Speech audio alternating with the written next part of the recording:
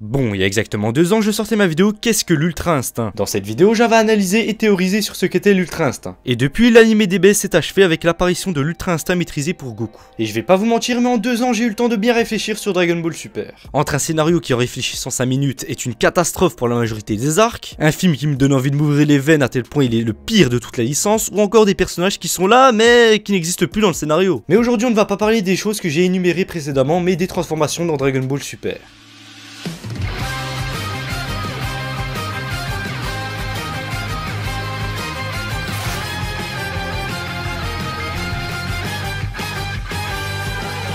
Donc Dragon Ball Super, c'est en 131 épisodes, 7 transformations inédites au manga original, dont 2 qu'on a eu dans les 2 derniers films Dragon Ball Z. Et donc nous allons voir au cours de cette vidéo qu'il y a un réel problème avec les transformations dans Dragon Ball Super, que ce soit pour les anciennes ou pour les nouvelles. Du coup, pour commencer, je vais parler de l'utilisation des transformations qui ont été créées dans le manga original, et ensuite je parlerai des transformations qui ont été créées dans Dragon Ball Super.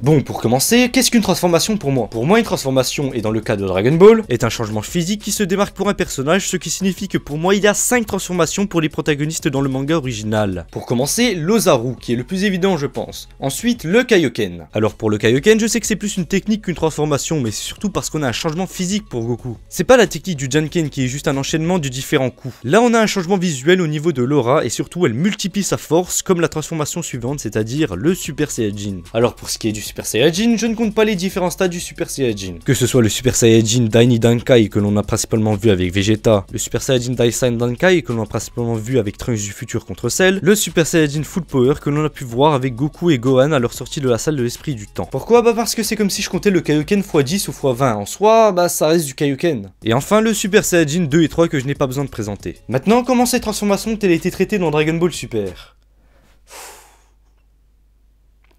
Vous le savez. Même toi tu le sais. Mais non, ils ont apporté plein de trucs aux transformations originales. Comme quoi, les midi-coréens, les cellules S. Attendez le jour où ce sera officialisé dans la série, le bordel que ça va foutre dans la communauté. Quand on réfléchit bien, les transformations principales que l'on a eues dans Dragon Ball, dès l'épisode 5 de Dragon Ball Super, elles ne servaient déjà plus à rien. C'est-à-dire que l'on a un personnage qui a one-shot Goku 4 ans après l'arc Buu en Super Saiyajin 3. A partir de là, c'était fini. Si on regarde les autres antagonistes de DBS, on se rend compte qu'elle a presque plus jamais eu besoin des anciennes transformations. Pour Freezer, le Super Saiyajin God Super Saiyajin. Pour Hit, le Super Saiyajin Blue Kaioken. Pour Black et Zamasu, au début, si. Mais finalement, on a eu besoin du Super Saiyajin Blue. Et enfin, pour Jiren, l'Ultra Instinct maîtrisé. Alors ils ont quand même trouvé une solution pour nous les mettre grâce à l'arc du tournoi du pouvoir. Mais en soi, c'est quand même incroyable de se dire qu'en 5 épisodes, c'était fini. Et pourquoi? Pour des formes divines qui sont clairement problématiques. Mais bon, ça on en reparlera un peu plus tard. Et j'en ai parlé juste avant, mais reparlons de l'arc du tournoi du pouvoir. Cet arc nous a probablement pondu les pires meilleurs personnages de Dragon Ball. Hein? Quoi? Comment? Pourquoi? Bah Jiren il est trop stylé. Ouais, bien sûr, l'un des pires personnages de la licence avec sa tête de fœtus. Ouais, mais quel là? Chut, j'y viens. Donc, Kaylee Caulifla, je peux m'ajouter Kiabe, sont probablement les personnages à avoir réussi à se transformer en Super Saiyajin de la pire des façons. Les picotements dans le dos. Et le problème, c'est que c'est canon, c'est la suite officielle. Ce qui fait que Goku, Gohan, Vegeta, Trunks, vous êtes des petites merdes. Ouais, mais pour Trunks et Goten, c'est plus cohérent. Bah non, pas du tout. Là, il faut se poser la question de pourquoi Trunks et Goten avaient réussi à se transformer aussi facilement. C'était pour montrer que la nouvelle génération avait un potentiel exceptionnel. Et là, dans DBS, ils ont justifié le fait de pouvoir se transformer en Super Saiyajin comme ça. Et je ne parlerai pas de la manière dont Caulifla a réussi à se transformer en Super Saiyajin 2 parce que là, je risque vraiment de devenir vulgaire. Du coup, bon, les transformations issues du manga original ont soit été mises de côté, soit ont été souillées. Et pourquoi? Pour les nouvelles transformations de Dragon Ball Super. Parce que oui, Dragon Ball, c'est des transformations et de la bagarre. Le scénario, c'est clairement un détail. Enfin, pour Dragon Ball Super.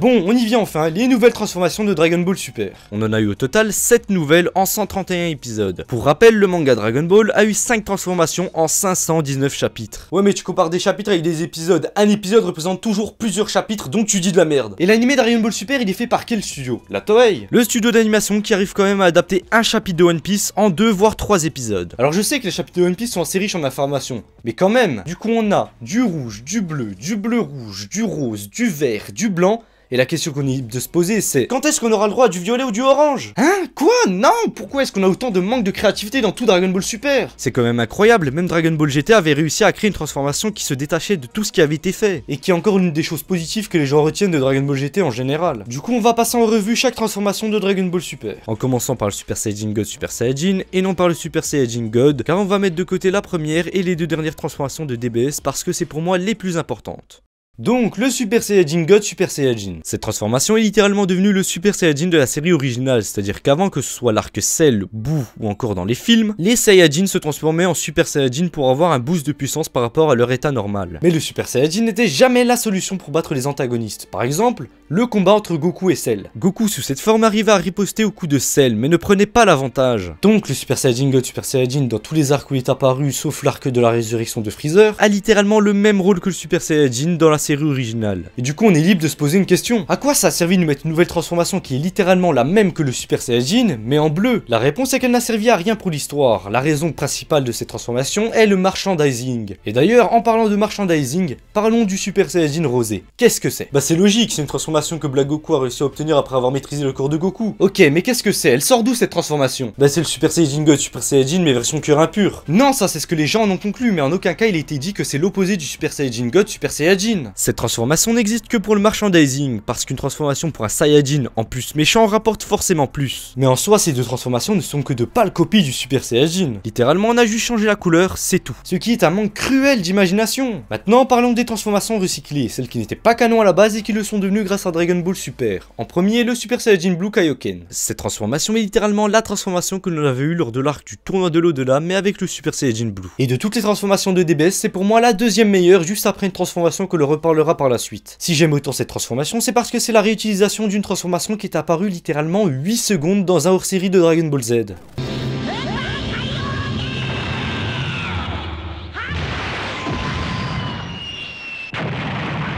Stop, c'est déjà fini. Donc bon, perso, je trouve que c'est une bonne transformation. C'est pas le Super Saiyajin avec une couleur de cheveux différente. Là, ils ont vraiment été chercher plus loin. Et je pense que ça a le mérite d'être souligné. Maintenant, passons à la seconde transformation recyclée.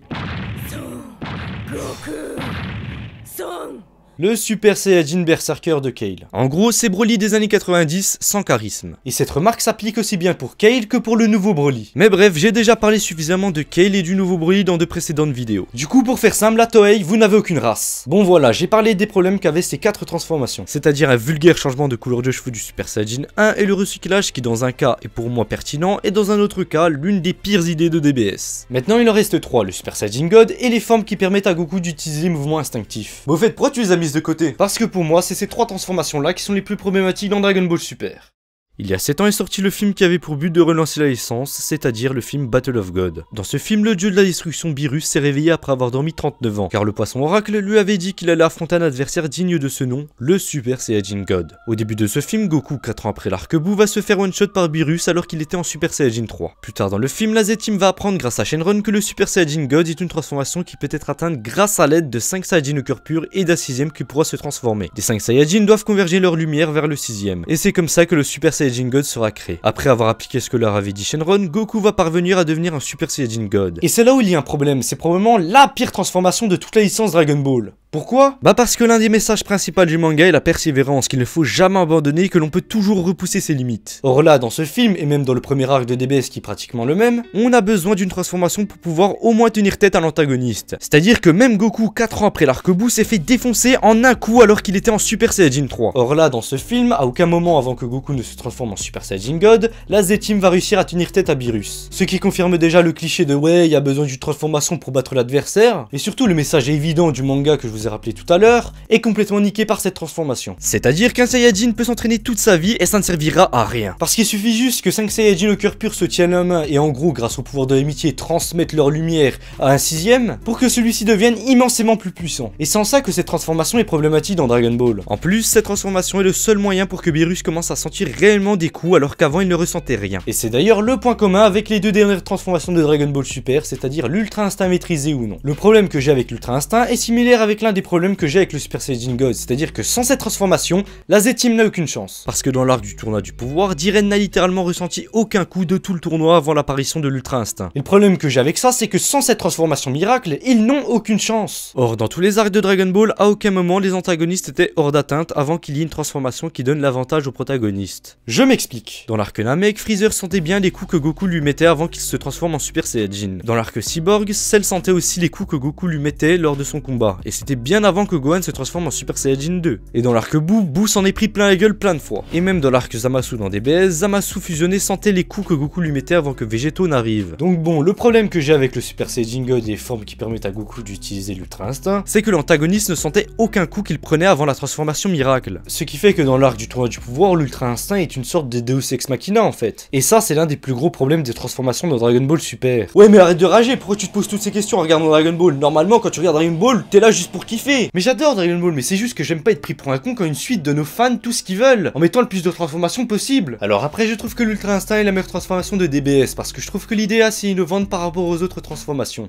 Bon, je pense qu'il est temps de conclure. Les transformations dans Dragon Ball Super sont quand même assez catastrophiques. Entre le Super Saiyajin Blue et Rosé qui sont littéralement des copies du Super Saiyajin mais avec une autre couleur, parce qu'en soi la fonction de ces transformations sont les mêmes que celles du Super Saiyajin du manga original. Ensuite on a du bon et du médiocre pour ce qui est des transformations recyclées. Puis on a la pire transformation de DBS qui est le Super Saiyajin God, parce qu'il va à l'encontre de l'un des principaux messages du manga original. Et enfin la maîtrise des mouvements instinctifs qui est l'une des meilleures idées de DBS mais qui a été extrêmement mal introduit dans la série.